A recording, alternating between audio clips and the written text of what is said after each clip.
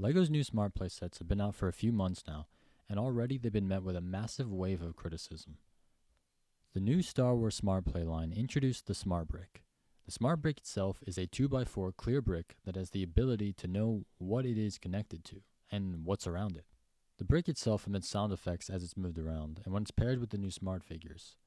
The concept on paper sounds fine, I suppose, but when I and many others were kids, we never needed a brick to make sound effects for us. We were always happy to make them ourselves. Now, personally, I really don't understand where LEGO saw the appeal here, but what really has people upset with Smart Play has been its awful execution and anti-consumer practices.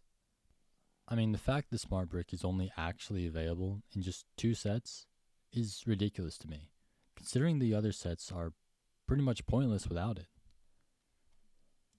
And this to me is just so misleading, and it almost feels intentional if I'm to be completely honest. I could easily see a parent buying a Smart Play set for their kids, not knowing that it's one that doesn't actually include the Smart Brick. You know, it's something that's easy to miss for the average consumer and is only going to lead to disappointment and frustration when the child gets it and finds out their Smart Play set can't really do much without the Smart Brick. LEGO also seems to believe that the Smart Brick somehow justifies a much higher price tag than what the set is actually deserving of based on the quality of build, which again is just absurd to me. The sound effects themselves don't sound anything like Star Wars, and the Smart figures have labels printed all over them. I myself really don't understand what LEGO was thinking when it comes to these sets, but I will say there's a few things here and there that I like about them. For example, the idea of 2 starfighters actually being able to battle one another is a pretty cool concept, and I like that Dewback. He's pretty chill. But other than that, I can't really find much good to say about them, sadly. I get that LEGO wanted to try something new here, which of course I'm fine with, and I respect that to a degree. But the problem, of course, is how they went about it. For a company whose slogan is "Only the best is good enough," it just seems like they really did not give Smart Play their best.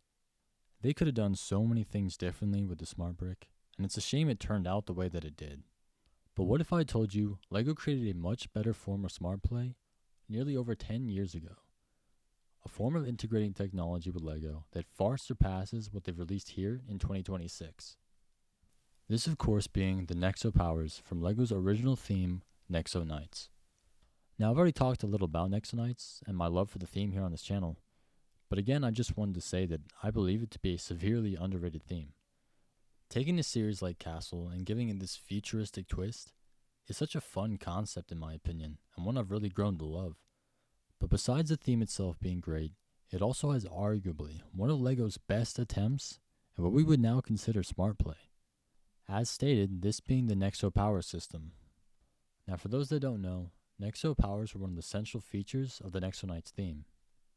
They came in the form of translucent modified pentagonal tile pieces with unique prints on each one depicting a special power that could be used by a knight or a monster in the Nexo Knights world. Now what made them so special was the fact that not only were they all unique, but you could actually see these powers come to life within the tie-in game to Nexo Knights, Murloc 2.0. This was a game available for free across all mobile devices back in 2015 when it released. This means you could have played the game even without owning any of the Nexo Knight sets. Of course your progress was hindered by not having any Nexo powers, but still available nonetheless. It was a 3D isometric game and allowed you to play as any of the 5 main characters from the series. Those being Clay, Macy, Aaron, Axel, and Lance. In the game, players would take on a wide variety of challenges, things like dungeons, puzzles, and bosses across a wide variety of different levels. I, regrettably, never had the chance to play the game myself at the time, and now it's no longer available on app stores, with the servers having shut down somewhere around 2019. This is too bad, as I really would have liked to try the game for myself now, but perhaps someone might make a reboot, or like a fan-made reboot. It's always a possibility. But as of now, I just had to look up gameplay here on YouTube to get an idea of what the game was like back then. Taking a look at the game back then, it looked to be a lot of fun for players of all ages, having captured a wide fan base, much like the show. But of course, the best part about the game was its use of the Nexo powers.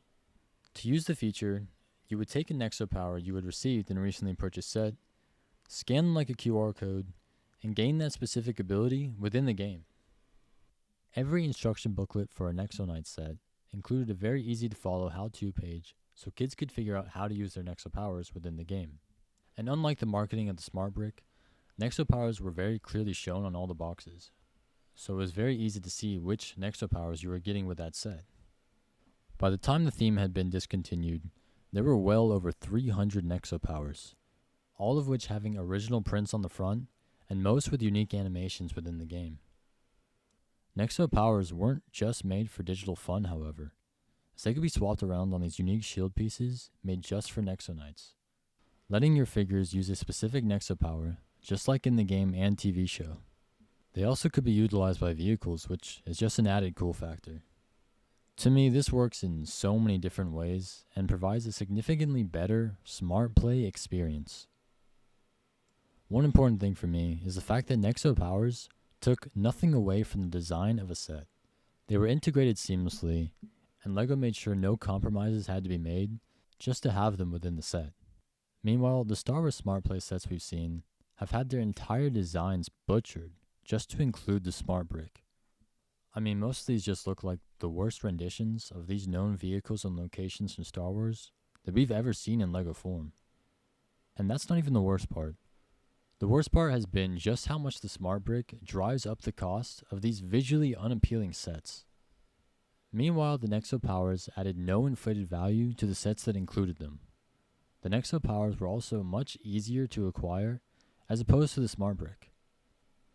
They were available in nearly every set, and they weren't locked behind a $70 paywall. And I say again just how much I believe this has just been such a shady choice on LEGO's part, as the vast majority of the Smart Play sets don't even contain a Smart Brick, rendering the main function of the set completely useless without it. For Nexo powers, the only downside that I could really find was the fact that the main draw of them required the use of a smart device, meaning that a kid would need to be given their parents' phone or iPad to play the Murloc 2.0 app, as back in 2015 it wasn't as common for kids to have their own. But look at it this way. Even without the app, you're still getting a very cool, printed piece that's unique and has plenty of potential for play and collecting. All while if you buy a Smart Play set, you might not even have the brick, or if you do, whenever it has to charge, you can't even use it. So this is just another reason why I say the Nexo powers offered such a better quote-unquote Smart Play experience, being not only fun to collect, but delivering great play value, both with the sets themselves and with the app, and show that LEGO had executed this whole concept of Smart Play far better in the past. Now, if you're a big fan of these new Smart Play sets, I don't at all mean this video as an attack against you. What I say is purely how I feel in the situation, and how I believe that Smart Play could be executed better. This does not mean that LEGO has to execute new Smart Play sets like they did with the Nexo powers, but instead find a way that just isn't as anti-consumer, and in a way that respects all fans of LEGO, both young and old. I don't know what the future holds for LEGO Smart Play sets, but it all comes down to how they perform, as that's always going to be the deciding factor of why LEGO keeps something around or not. If the sets go on to sell well, then that means that somebody's enjoying them, and at the very least I'm happy about that. And this would of course mean that we would see a lot more of these Smart Play sets, with most likely very similar levels of quality. At the end of the day, I'm always going to be a fan of LEGO, no matter what. Through the good times, through the bad times, regardless. Now when I very clearly see that LEGO's not giving us their best, like their motto always claims that they do, then I'm most definitely going to say something, and that's not coming from a place of just wanting to hate on modern LEGO, but because I care. I want to see the company at its absolute best. I want to see LEGO in a state where both employees and fans are happy with where it is. And personally, I feel now that LEGO as a whole is not where it once was. But what are your thoughts on the matter? Again, I'd love to see what other fans have to say down in the comments below. And even if you aren't a fan of LEGO and want to just contribute to the conversation, I'd love to see it. I feel that as of recent, LEGO as a whole has just been growing more and more in popularity, especially now with this recent scandal involving bricks and minifigures. Something I'd like to talk about more, but I'll wait to see how it all unfolds first, before I actually go and make a video on it. But that's going to do it for this video, Again, if you made it this far, I appreciate it so much. Please go ahead and like the video and go ahead and subscribe if you haven't. Love to see you around here again. Going to be doing my absolute best to upload videos weekly. That's kind of the schedule I have for myself as of now. Of course, longer videos might take a bit longer. We'll see how it goes. And the bigger this channel grows, the more and more that I'll be able to devote time to it. Again, thank you guys for watching. This has been Nightlighter. Take care.